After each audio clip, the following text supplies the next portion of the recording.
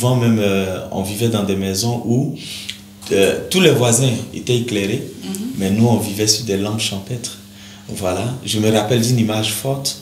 Un jour, on vivait dans une maison inachevée, mais il y avait une pièce dedans qui, on dit chez nous, entrée couchée, ou bien studio, si vous voulez. Et cette pièce était quand même bien aménagée, c'est là-bas qu'on vivait. Et papa, quand il sort matin, on espère qu'il rentre à la maison au moins avec, je veux dire, 500 francs, 1000 francs. Ça nous permettrait de manger.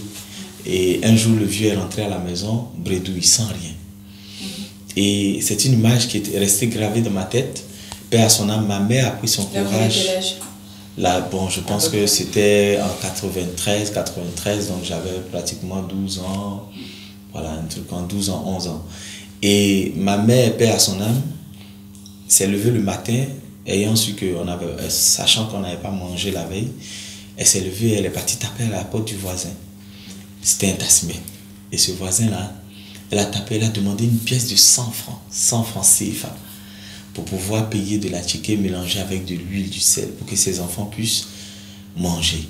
Et j'étais à la porte quand j'ai vu cette scène.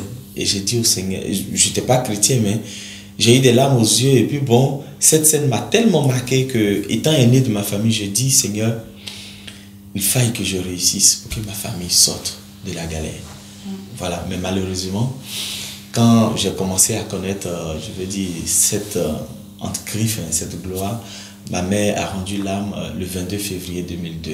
Donc, elle ne profite pas de son enfant. Elle ne sait pas que son enfant voyage, son enfant fait des grands concerts, malheureusement. On peut dire gloire.